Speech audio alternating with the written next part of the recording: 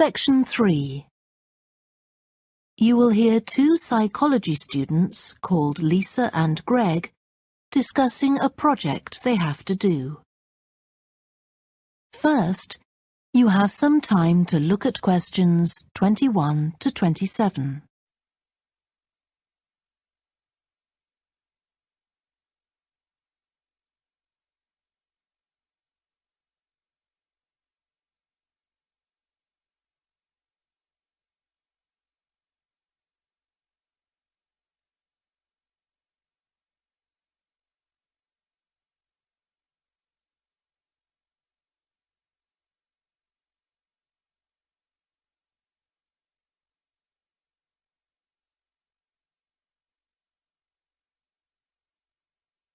Now listen carefully and answer questions 21 to 27.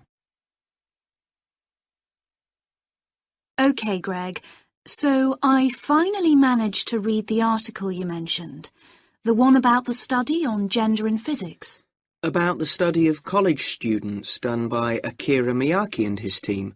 Yeah, I was interested that the researchers were actually a mix of psychologists and physicists. That's an unusual combination. Yeah, I got a little confused at first about which students the study was based on. They weren't actually majoring in physics, they were majoring in what's known as the STEM disciplines. That's science, technology, engineering and math. Yes, but they were all doing physics courses as part of their studies. That's correct.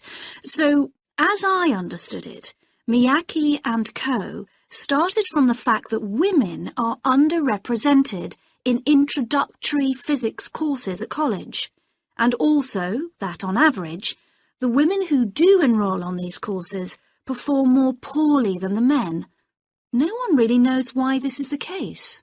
Yeah, but what the researchers wanted to find out was basically what they could do about the relatively low level of the women's results. But in order to find a solution, they needed to find out more about the nature of the problem. Right. Now, let's see if I can remember.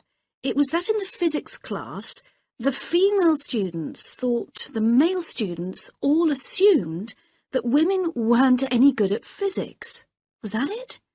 And they thought that the men expected them to get poor results in their tests. That's what the women thought, and that made them nervous, so they did get poor results.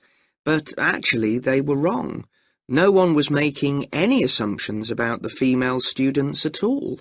Anyway, what Miyake's team did was quite simple, getting the students to do some writing before they went into the physics class. What did they call it? Values affirmation. They had to write an essay focusing on things that were significant to them, not particularly to do with the subject they were studying, but more general things like music or people who mattered to them. Right. So the idea of doing the writing is that this gets the students thinking in a positive way. And putting these thoughts into words can relax them and help them overcome the psychological factors that lead to poor performance. Yeah. But what the researchers in the study hadn't expected was that this one activity raised the women's physics grades from the C to the B range. A huge change. Pity it wasn't to an A, but still. No, but it does suggest that the women were seriously underperforming beforehand in comparison with the men. Yes. Mind you, Miyake's article left out a lot of details, like did the students do the writing just once or several times? And had they been told why they were doing the writing? That might have affected the results. You mean if they know the researchers thought it might help them to improve, then they just try to fulfill that expectation? Exactly. Before you hear the rest of the discussion, you have some time to look at questions 28 to 30.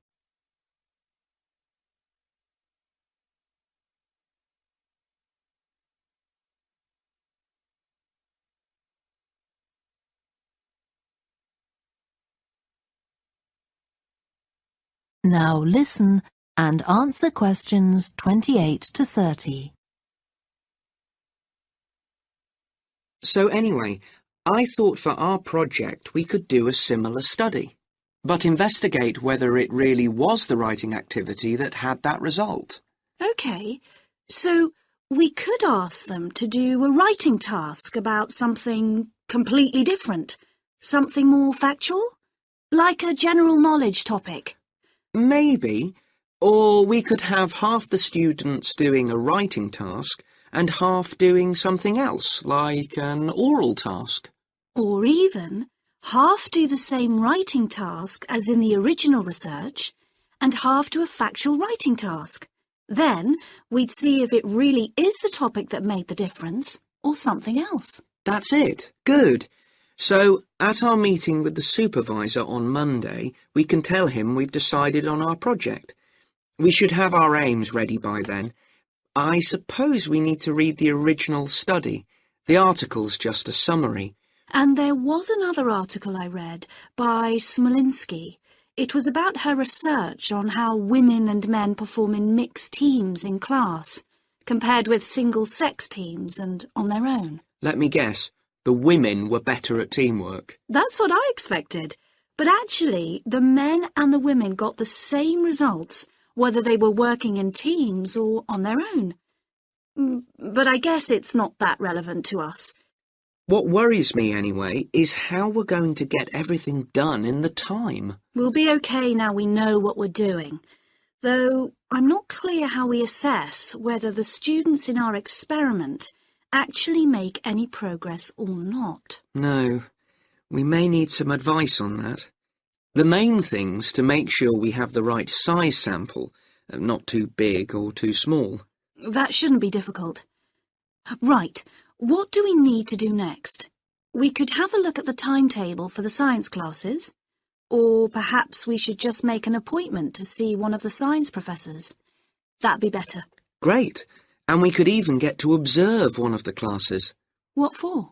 Well, OK, maybe let's just go with your idea. Right, well, I think that's everything for now. That is the end of section 3. You now have half a minute to check your answers.